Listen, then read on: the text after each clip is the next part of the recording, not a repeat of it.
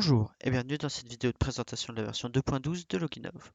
Nous allons voir ensemble les modifications apportées au règlement par carte cadeau, à la fiche client, à la récupération des clients depuis Adelia et au regroupement de BL.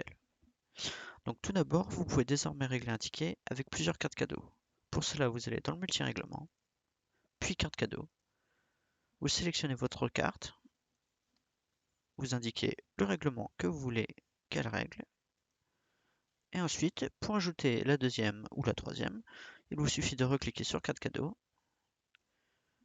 Et même procédé, sélectionnez votre carte et le montant qu'elle doit régler. Il faut noter que vous ne pouvez pas utiliser deux fois la même carte cadeau dans une vente. Donc par exemple, si j'essaye de remettre celle que j'ai précédemment sélectionnée, je vais avoir un message qui m'indique que j'ai déjà sélectionné. Ensuite, il vous suffit de valider la vente comme une vente traditionnelle. Donc on peut observer ici les montants réglés par carte cadeau. Ensuite, concernant la fiche client. Vous ne pourrez plus valider la modification d'une fiche si le client est membre fidélité et que vous insérez un email qui n'est pas valide. Donc par exemple ici, si je mets une étoile et que j'essaie de modifier la fiche, je vais avoir un message d'erreur de la part d'Adelia. Concernant la récupération client, vous pouvez désormais récupérer les clients qui se sont inscrits soit par email, soit par le portail Adelia et qui n'ont pas finalisé leur inscription. Donc moi, j'ai mon exemple, c'est la dernière ligne.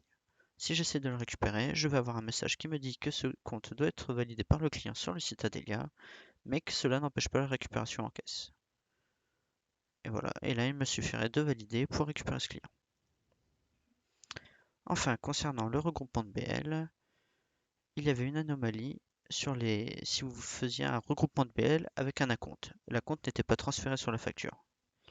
Donc désormais, cette anomalie est corrigée et nous limitons le nombre d'acomptes dans le regroupement à un seul acompte. Donc par exemple, si je sélectionne deux BL qui ont un acompte et que j'essaye de les regrouper, je vais avoir un message d'erreur avec le numéro des BL et, les acomptes qui sont sur ces BL. Nous avons également ajouté deux colonnes acompte par et montant de l'acompte pour que vous puissiez voir les acomptes sur vos BL avant de les regrouper. Cela conclut cette vidéo, à bientôt!